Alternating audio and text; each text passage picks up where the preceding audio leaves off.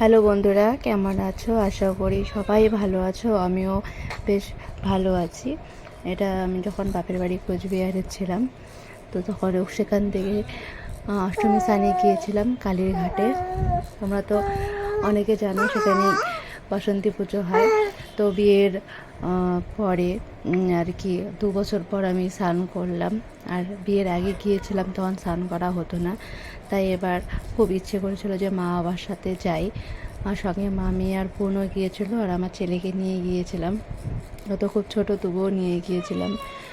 যাই হোক, দেখো যে সব মাটির পুতুল ছিল ছোটোবেলা, তো সেটার জন্যই আমরা যেতাম স্নান করতে। আর সঙ্গে মাটির পুতুল খেলনা বাটি নিয়ে আসতাম।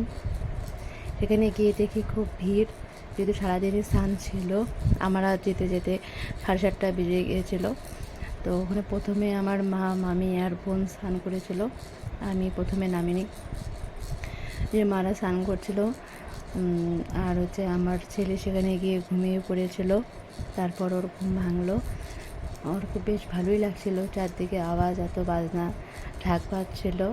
তো ও ভাবছিল যে সেটা কি হচ্ছিল। দেখো, ও দেখলো তাকিয়ে তাকিয়ে। এরপর সেখানে আমার মা স্নান করার পর ঢোঙ্গল ছাড়লো। জানি না কি ঢোঙ্গল কিছু যেন ছাড়তে হয়। যাই হোক, তারপর লবণ দিয়েছিল। আর অনেকে বলে মনের আশা পূর্ণ হলে নাকি লবণ দেয়, তো মাও দিয়েছিল। এরপর আমার সোনাটাকে আমি নিয়ে একটু ভিডিও করছিলাম। ও তাকিয়ে তাকিয়ে দেখছিল চারপাশে। এরপর আমিও স্নানে গিয়েছিলাম, যেহেতু বেলাটা অনেক হয়ে যাচ্ছিলো। এরপর আমি একাই স্নান করছিলাম। মামিদের মা আর বোনের তো স্নান হয়েছিল, আর বাবাও গিয়েছিলো। বাবা তো স্নান করেনি, আমার সোনাকে নিয়ে দাঁড়িয়েছিল। আমিও দেখো স্নান করছিলাম, ডুব দিতে তো পারি না, তো কোনোরকম করে স্নান করলাম। স্নান করতে বেশ ভালোই লাগছিল, জলটা খুব ঠান্ডাও ছিল। তো কোনোরকম করে অল্প করে স্নান করে আমিও ঢোঙ্গল ছাড়লাম। কলার যেখানে ছিল, কলা, ফুল, বেলপাতা ছিল।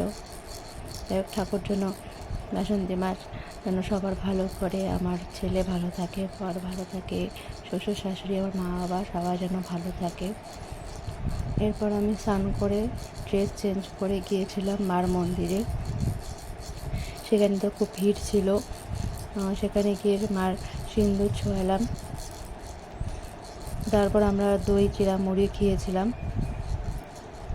আর সেখানে মার প্রসাদও দিচ্ছিল, পোলাও, খিচুড়ি। তো খিচুড়ি নিয়ে আমরা চলে আসছিলাম, কারণ আমার ছেলে ঘুম থেকে উঠে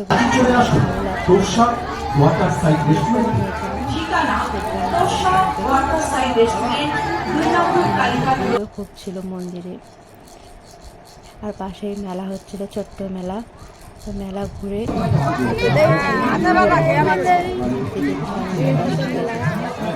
ছোট্ট মেলা না, ছোট্ট মেলা, হ্যাঁ ওটাই তো।